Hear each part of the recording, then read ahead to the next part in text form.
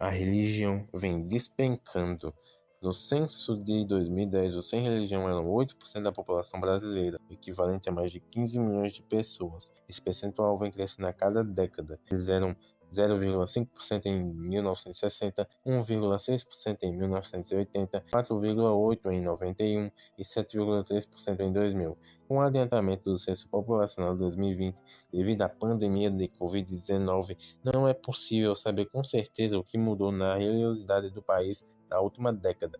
Contudo, pesquisas eleitorais cujas amostras são constituídas com o objetivo de refletir a realidade da população dão pistas importantes nesse sentido. As primeiras análises do Datafolha de 2022, por exemplo, mostram que, em nível nacional, 49% dos entrevistados se diziam católicos, 26% evangélicos e 14% sem religião, já acima dos 8% identificados no último censo. O caso europeu, onde as religiões se proliferou, é ainda pior. Na Itália, o berço do catolicismo, a agência de estatística italiana diz que apenas 19% comparece aos cultos pelo menos uma vez por semana, enquanto 31% nunca comparecem. Especialistas dizem que a pandemia da Covid acelerou significativamente o distanciamento do catolicismo na Itália e começou há pelo menos uma geração. É uma tendência que se torna cada vez mais preocupante para aqueles dentro da igreja. Em pesquisas realizadas pelo Fórum Econômico Mundial, feitas em 2018, descobriu-se que os jovens com idades entre 16 e 29 anos, na época da pesquisa, são muito menos religiosos do que seus compatriotas mais velhos. A pesquisa descobriu que os jovens na República Tcheca são os menos religiosos de toda a Europa. Cerca de 91% dos jovens de 16 a 29 anos dizem não ter religião, seguidos pelos jovens da Estônia, 88%, Suécia 75% e Reino Unido, onde 70% não tem religião e apenas 7% se autodenomina anglicanos. Em 12 dos 22 países estudados pelo Fórum, mais de metade dos jovens adultos afirma não se identificar com nenhuma religião ou denominação específica. A religião está se perdendo e pessoas como eu, ateus e agnósticos, estão surgindo. E isso é catastrófico. O estudo publicado no JAMA Psychiatry em 2016 analisou dados do Nurse Health Study, envolvendo 89.708 mil mulheres americanas. Seu objetivo foi investigar se a frequência com que as mulheres frequentavam serviços religiosos estava associada a um risco menor de suicídio. Tratava-se de um estudo longitudinal, no qual as participantes foram acompanhadas por vários anos. Os pesquisadores coletaram informações sobre a frequência com que elas participavam de serviços religiosos e posteriormente registraram os casos de suicídios. As mulheres que frequentavam serviços religiosos semanalmente com maior frequência apresentaram uma taxa de suicídio significativamente menor. Em termos quantitativos, foi encontrado que essas mulheres tinham um risco aproximadamente 5 vezes menor de suicídio comparada com aquelas que nunca frequentaram serviços religiosos. Se você considerar a razão de risco ajustada, você terá um número aproximado de redução de cerca de 84% no risco de suicídio entre as frequenciadoras regulares. O estudo também observou que essa associação foi mais forte entre mulheres católicas do que entre as protestantes. Artigo The Influence of Faith on Marital Commitment, disponível no site do Religious Studies Center da Bill, investiga como a fé e o envolvimento religioso podem impactar o comprometimento no casamento. Embora os números exatos variem conforme a metodologia e a amostra analisada, o artigo apresenta alguns resultados quantitativos importantes, tais como o estudo demonstra que casais que participam ativamente de atividades religiosas, por exemplo, aqueles que assistem a serviços religiosos semanalmente, tendem a reportar níveis de comprometimento significativamente mais altos. Em termos percentuais, o artigo revela que aproximadamente 80% desses casais atribuem sua prática religiosa a um papel fundamental na manutenção e na qualidade do relacionamento, enquanto entre casais com baixa ou nenhuma frequência religiosa, esse número é consideravelmente menor, em torno de 45%. Os dados quantitativos sugerem que, quando se utiliza uma escala de comprometimento, por exemplo, de 1 a 5, casais com alta participação religiosa apresentam pontuações que podem ser, em média, 1,5 a 2 pontos superiores a pontuações obtidas por casais com pouca afiliação religiosa. Esse número reforça a ideia de que A prática religiosa não só fortalece o vínculo conjugal, mas também oferece um sistema de suporte que auxilia na resolução de conflitos e na promoção do bem-estar mútuo. A fé é importante, seja para a saúde mental, o trabalho ou o casamento. Sem ela, as pessoas ficam sem rumo. É uma sociedade menos religiosa se torna um problema. Como, quando e por que a fé e a igreja começaram a perder seu poder? Essa é uma questão extremamente subjetiva e difícil de responder, ou de apontar um único culpado. No entanto, estudiosos como Charles Taylor e Max Weber concordam que isso aconteceu em grande parte devido à queda da Igreja Católica. A ideia de que a queda ocorreu apenas por perseguição e autoritarismo é um tanto equivocada. De fato, havia perseguição, mas as pessoas da época eram tão alienadas que muitas vezes conseguiam ser ainda mais extremistas do que a própria Igreja Católica. O verdadeiro problema começou quando a Igreja passou a intervir excessivamente no poder dos reis, posteriormente na burguesia. Foi nesse contexto que Martinho Lutero escreveu suas 95 teses e acabou sendo protegido por alguns reis que já não suportavam mais a interferência da Igreja em seus governos. Segundo Max Weber, o protestantismo, em alguns aspectos, pode ser visto como vantajoso para o capitalismo, especialmente quando comparado ao catolicismo em relação à forma como os pecados são tratados. No catolicismo, os fiéis podem simplesmente se confessar a um padre, pedir perdão e, com isso, estão limpos e prontos para seguir em frente. Já no protestantismo, não há um método tão direto e fácil de purificar os pecados. Algumas vertentes do protestantismo, inclusive, defendem que apenas o ato de pensar em algo impuro já é o suficiente para pecar.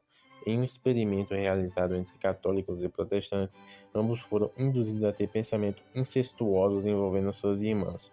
Quando confrontados com essa situação e lembrados de Deus, os católicos tiveram uma produtividade reduzida, provavelmente devido ao peso e da culpa. Já os protestantes, sem um meio fácil de limpar seus pecados, reagiram de forma diferente, aumentando seu esforço e produtividade, provavelmente como uma forma de recompensar o peso da culpa e buscar uma redenção através do trabalho árduo, refletindo uma dinâmica de autopunição e autoaperfeiçoamento. A queda da Igreja Católica e a ascensão do protestantismo fez com que várias ideias se proliferassem. A liberdade de expressão começou a emergir e, com isso, surgiu ideias bem peculiares nos anos seguintes.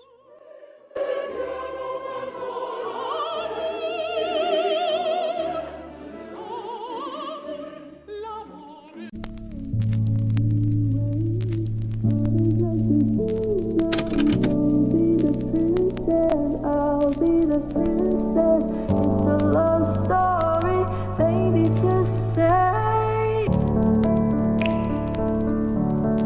O rito do sucesso começa a se alastrar no período histórico específico conhecido como Iluminismo. Esse é o início da Idade da Razão na Europa.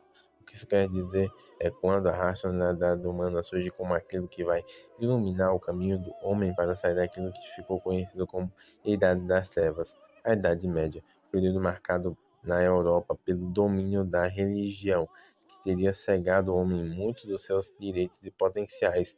Basta, diz o Iluminismo. É hora de substituir a crença pelo saber. Saber ideal de use saber, diria Immanuel Kant em 1784.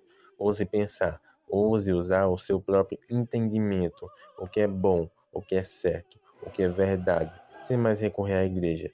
O sistema de valores que passa a reger a vida comum deixa de vir dela, traduzido pela Igreja Católica, e passa a vir do homem. Sou eu, não Deus, quem define o que é bom, o que é certo e o que é verdade. Isso é o que chamamos de antropocentrismo, e reforça aqui a noção do eu, do indivíduo, da liberdade individual. Eu, eu sou livre para acreditar no que quiser e dizer o que quiser.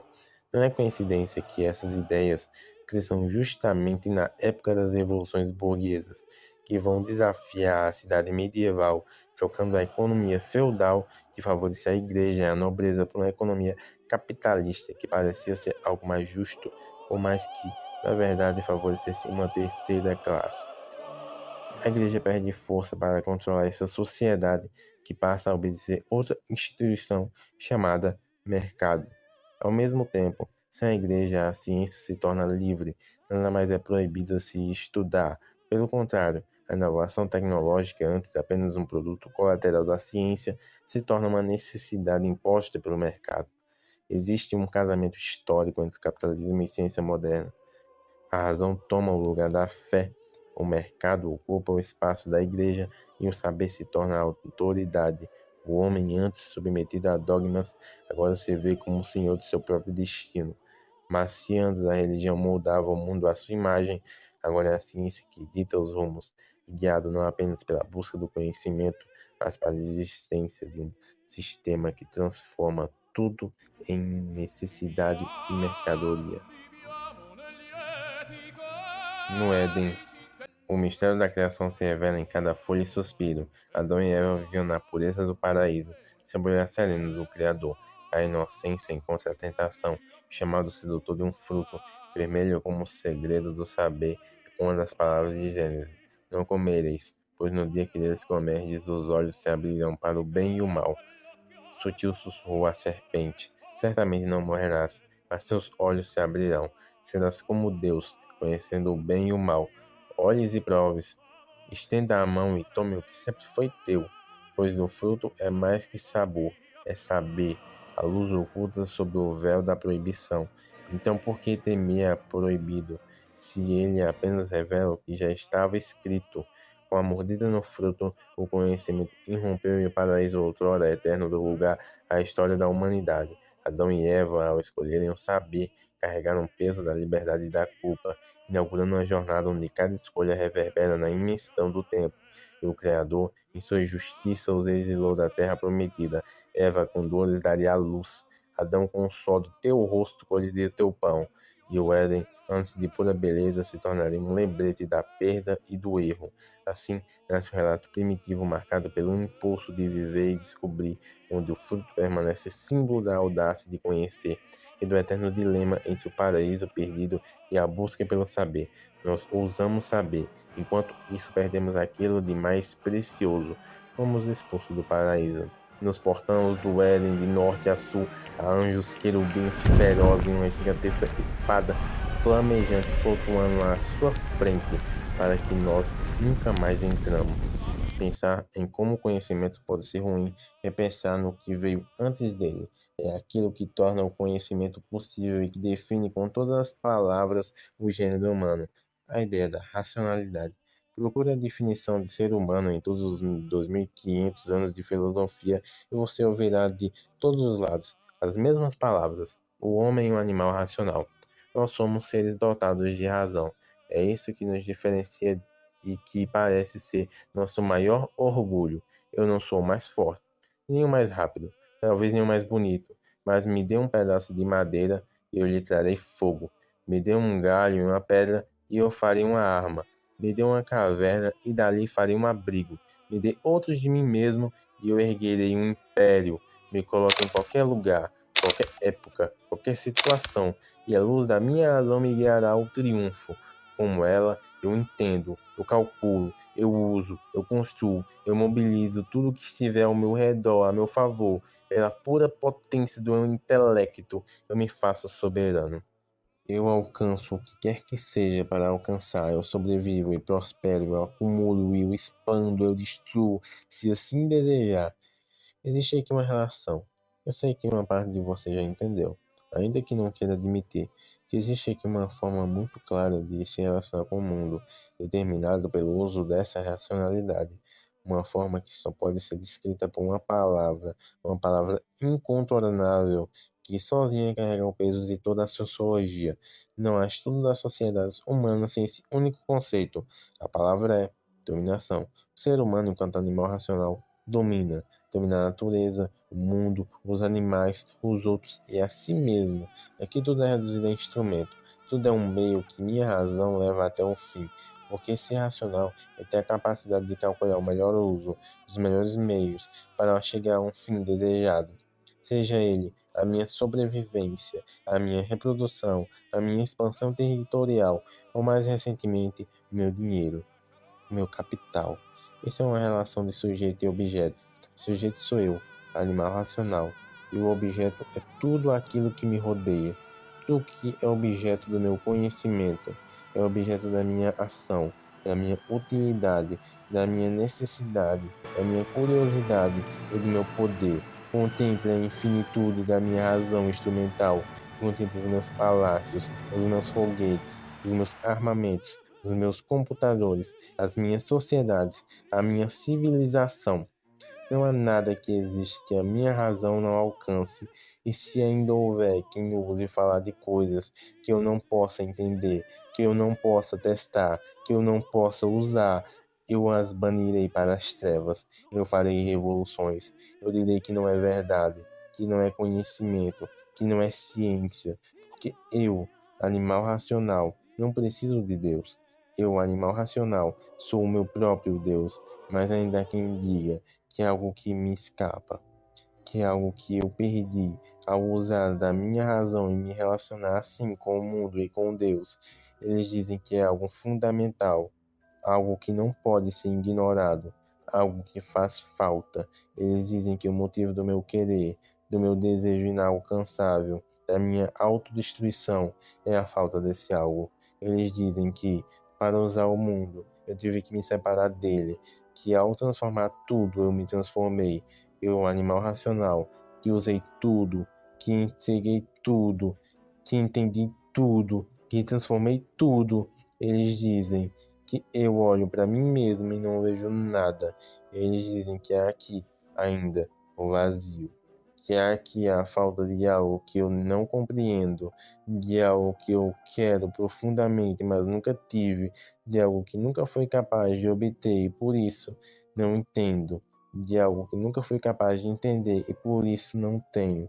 Dizem que para usar o mundo eu tive que me separar do mundo e que na minha separação eu me isolei, que eu me tornei o único sujeito em um universo de objetos e que estou sozinho e que permanecerei sozinho, e que não importa o quanto eu entenda, o quanto eu calcule, o quanto eu construa, o quanto eu destrua, eu morrerei sozinho.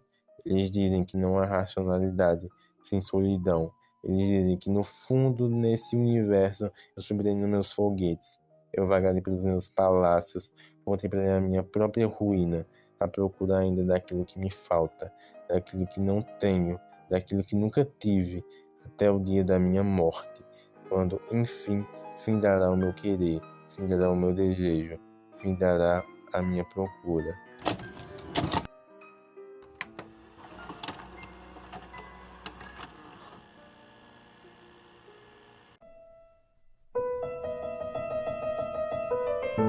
O fato é que estamos nos tornando menos religiosos, e isso, embora não acabe com a religião, já causa e continuará causando impactos.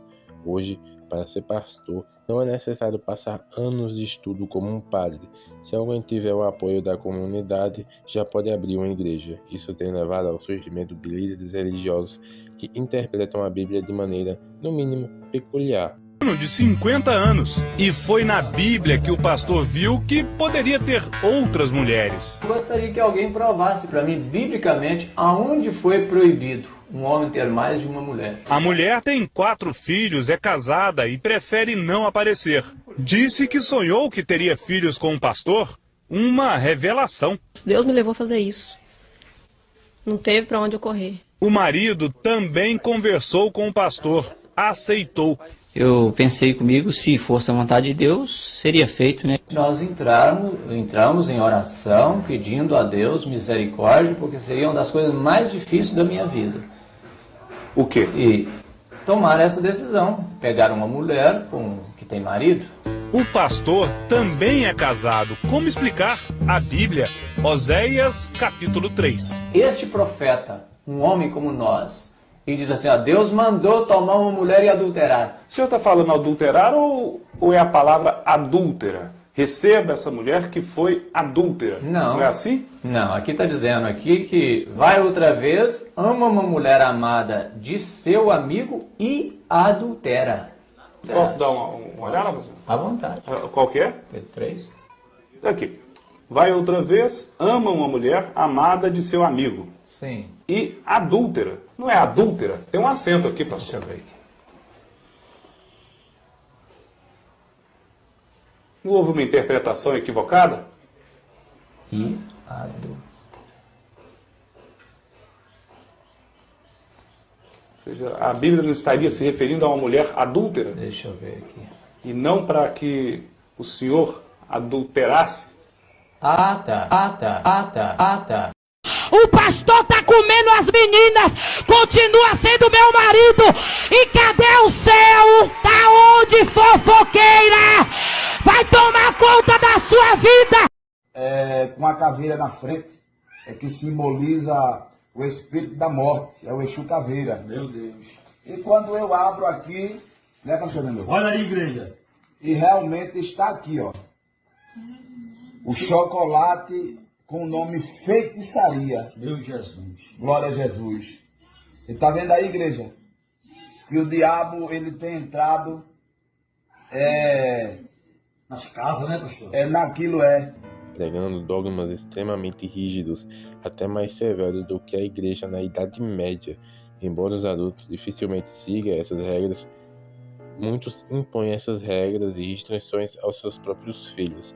Essas crianças crescem sem infância, não podendo assistir seus desenhos preferidos ou brincar ou se divertir.